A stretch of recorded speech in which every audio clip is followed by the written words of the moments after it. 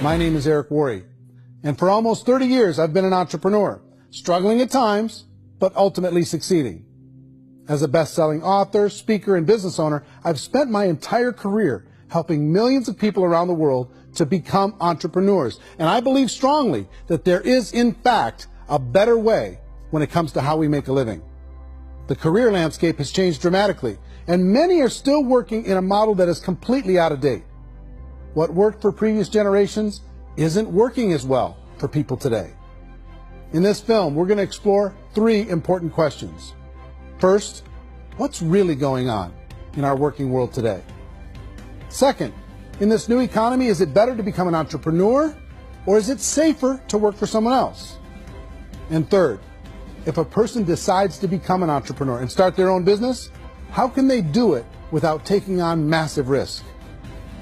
To help in this journey, I've brought together some of the greatest experts and thought leaders in the field of entrepreneurship to share the real facts with you. My intention is to give you new information that will allow you to make choices that are not limited by an old, outdated model. Let's start by understanding what's going on in our working world today.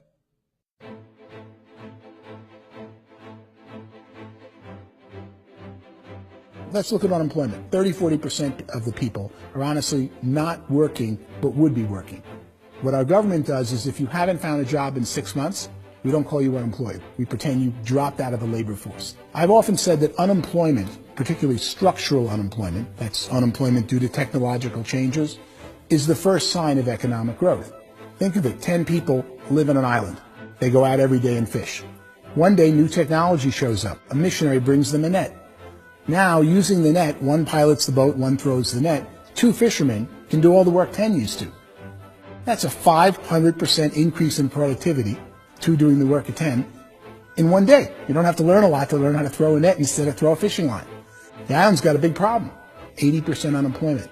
But the island still has all the wealth of the fish because the 2 people produce as much fish as 10 did. Now, of course, looking back in history, these changes used to take thousands of years. And during that time, we went into farming and transportation. Some of us became doctors and some teachers and lawyers, and we developed all these new professions and new manufacturing jobs.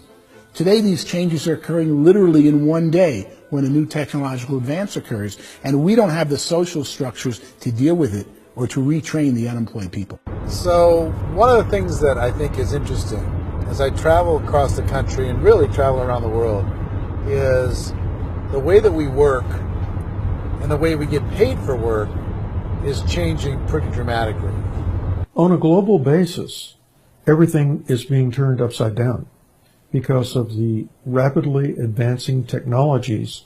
They are eliminating many jobs, and we have been left with many people not prepared for the jobs that exist. A lot of demand in public companies was to squeeze out all the fat and to get just as much margin as we possibly could, and fat equals humans. So this idea of job security in information age is so obsolete, but it's still taught inside our school system, and that's where the problem starts. There's no financial education in the school system, and people are still trained to be employees to work for that paycheck. This is a chart on the middle class.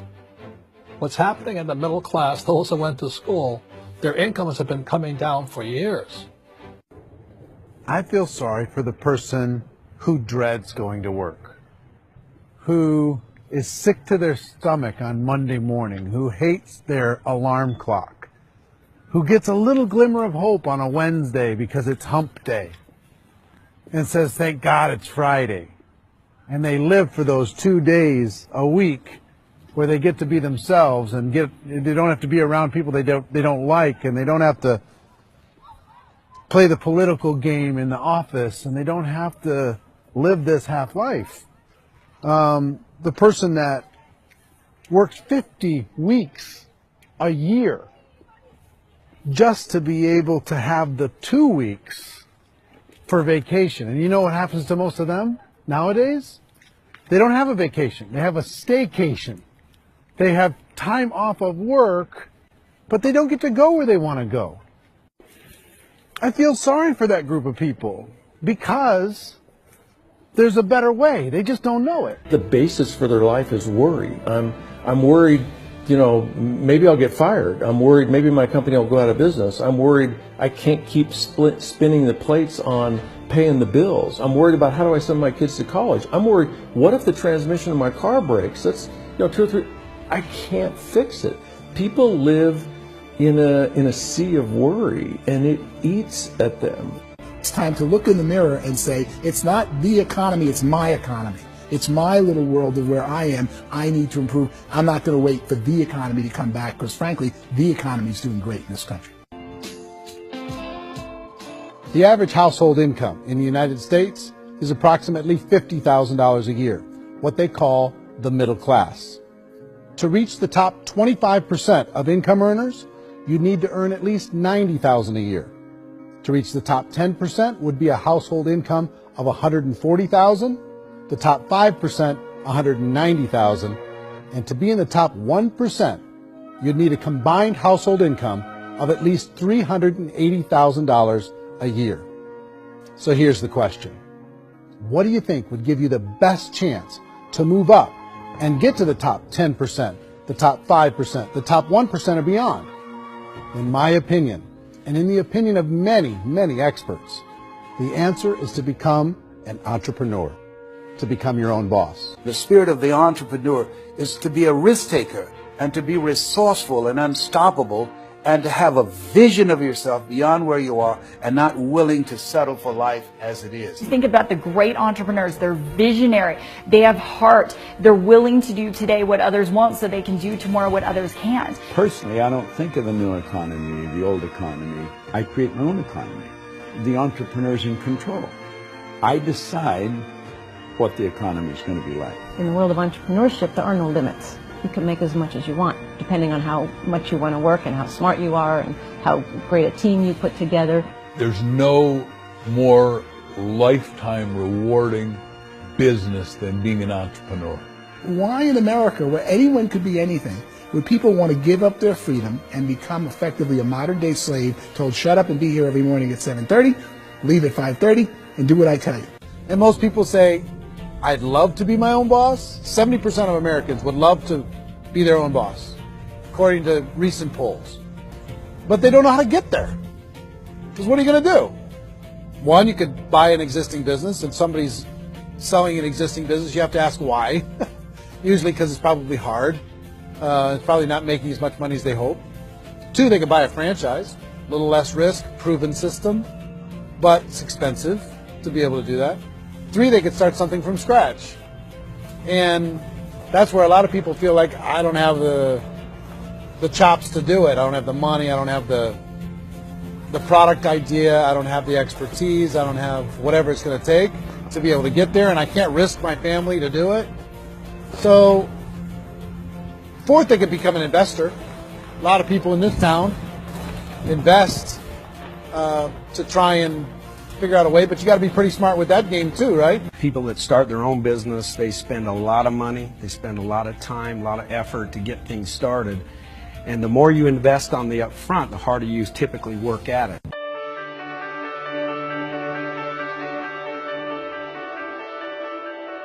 In our search for a better way to make a living, we've come to the conclusion that becoming an entrepreneur is actually safer than being an employee.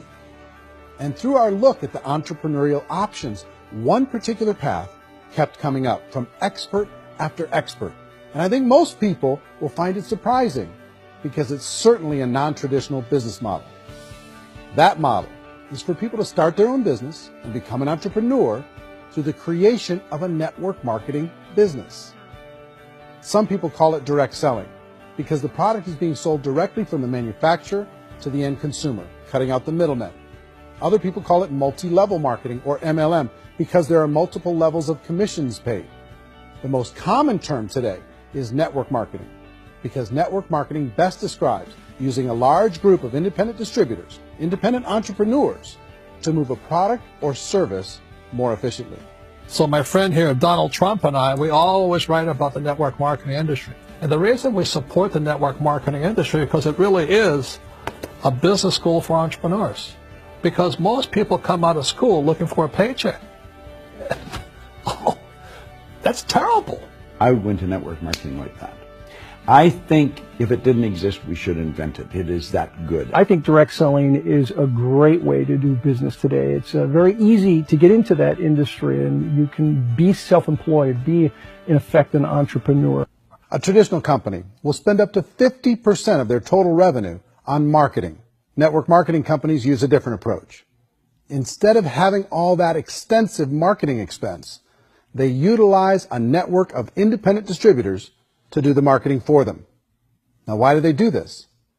First, because word-of-mouth advertising is so much more effective today than traditional media advertising. Second, some products need to be explained or demonstrated, and an independent salesperson can do that more effectively than an ad campaign. Third, it's completely efficient.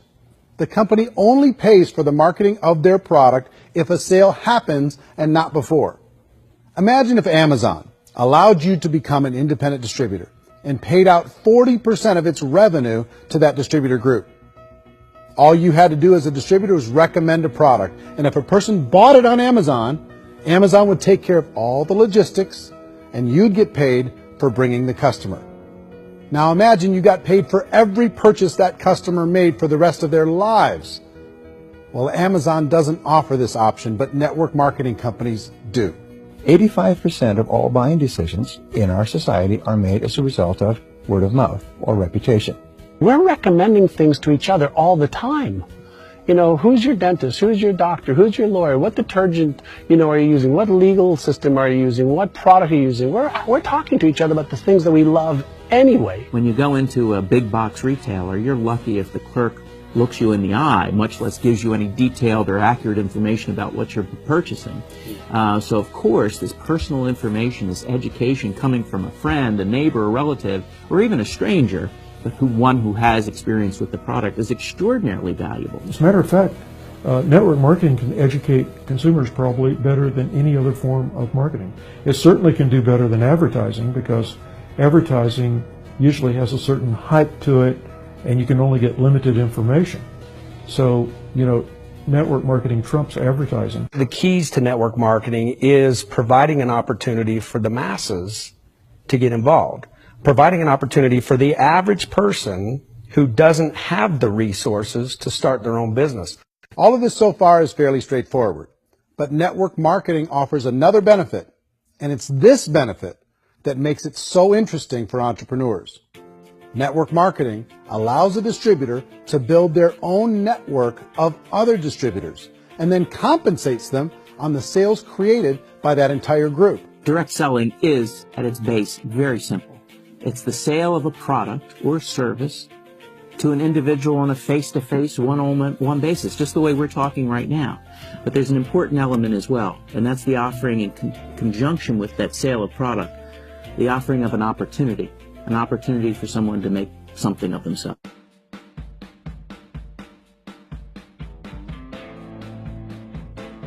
According to the Direct Selling Association, if you add up all the network marketing companies around the world, they combine to do over $178 billion a year in retail sales. To give you an idea of how big that really is, the NFL, the National Football League, does approximately $9 billion a year. The music industry does a little more than $16 billion a year, and the movie industry does about $80 billion a year.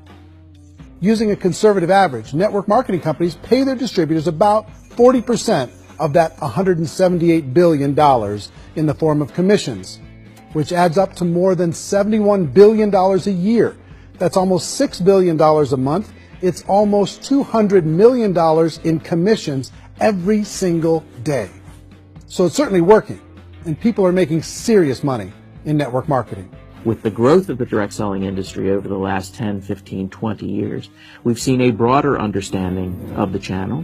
We have seen more and more people getting involved in the business, so our penetration in the marketplace has increased, and thus the understanding in the marketplace of who we are has increased. And we've seen non-direct selling companies look at the direct selling model and say, something's going on there.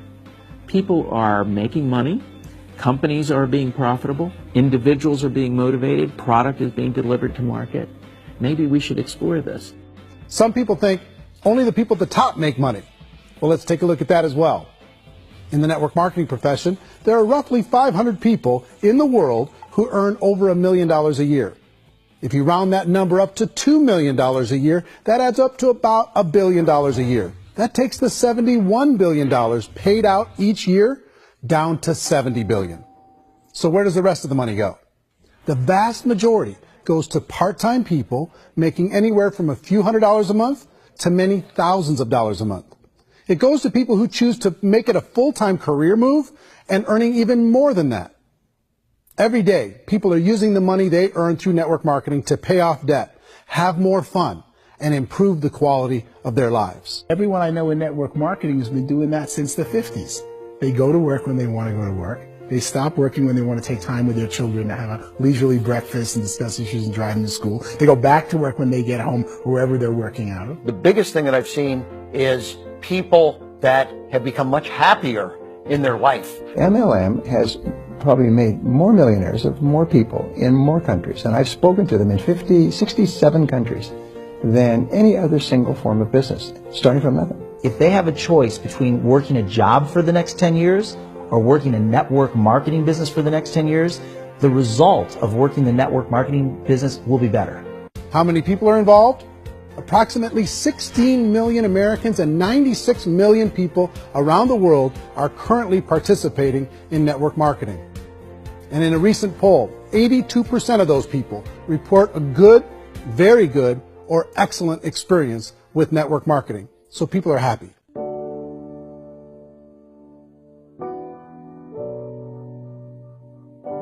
So I've taken a look at the network marketing profession and really tried to understand why so many people are confused as to the validity of this as a business. One is this pyramid shape. People get really messed up with this pyramid. Oh, it's one of those pyramid things. So I just think there are a lot of haters out there who really don't understand the industry and say, oh, it's a get-rich-quick scheme. It's a pyramid. Well, corporate America is a pyramid scheme. You know what I mean? It goes like this. You have thousands of MBAs, let's say working for Ford or General Motors or Coca-Cola. If all these MBAs are all trying to get to here, that's a pyramid. Only one guy's going to make it. Every 10 years, one's going to make it. Whereas you look at network marketing, it's like this. So you're here, and your job is to develop other CEOs coming up behind you. So it's an inverse pyramid. It doesn't matter what shape the company is or the compensation plan is shaped, whether it's a circle or a pyramid or a triangle or a trapezoid, it doesn't matter. If compensation is coming primarily from recruitment, then you've got a problem. On the other hand, if an operation is basing their compensation to participants on the basis of sales, even when those sales are generated by people you've recruited, well, then you're a perfectly legitimate enterprise. That's the legal test. It's the practical test. People start talking about 99% of people in network marketing don't make any money. Well, we've talked about that over the course of this journey together. Almost $200 million a day is being paid out to network marketing distributors around the world. The naysayers, the people who say that it doesn't work, are usually the ones who just don't know how to make it work for themselves. And so they're giving you an opinion, and I tell people, don't confuse people's opinions with expertise, because opinions are free. And don't confuse sincerity with the truth, because people can be sincerely wrong. But here's the reality inside of network marketing. The vast majority of people that get involved in network marketing just become customers, and they get involved to be able to purchase product at a lower price. If you take Costco as an example, if a person goes into Costco and gets a membership to Costco so they can get a lower price on the product, we don't call that person a loser because they have a bunch of product that they walked out with a smile on their face.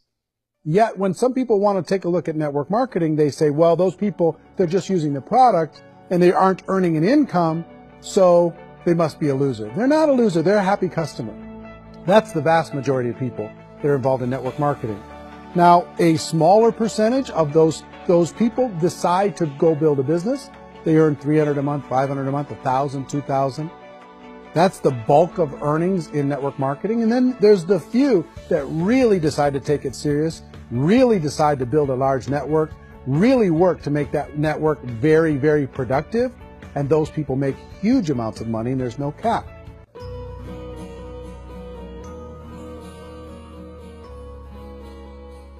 It's light years better for people starting today than it was even 5 years ago. I think it's more widely accepted now, and people understand it is a business. It is being an entrepreneur. It is being a business owner. Our belief system is based upon our evaluation of something, and frequently if we reevaluate a situation, our belief about that situation will change. The industry has changed and it's grown up. It's totally transformed. You've got young people today that have grown up with social media, and they understand networks. They understand how people are connected through technology, and they understand how money flows through those networks. So when they see network marketing, they don't see it the way their parents saw it. It's like when they design a computer program, they design the program, then they run it, and then they go back through and they debug it. The MLM industry has been debugged. This is the day of being virtual, being able to run a business from your mobile phone. I mean, it's incredible. Companies are getting smarter. They're implementing more consumer protections. They're implementing more compliance training. They're doing more with respect to product research. If you do get involved and you make purchases of inventory, even on a voluntary basis, if you decide that this business is not for you, you can leave and have that inventory repurchased by the company. There's no other business that offers that kind of protection on a voluntary, self-regulatory basis.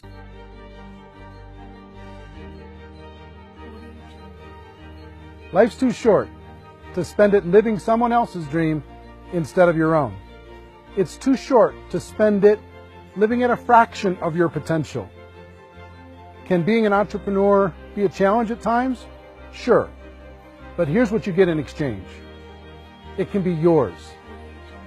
Something that you built, something that you created, something that you made happen. This balloon represents your dream. It represents entrepreneurship. My wish for all of you is that you would reach out and grab it. The choice is up to you.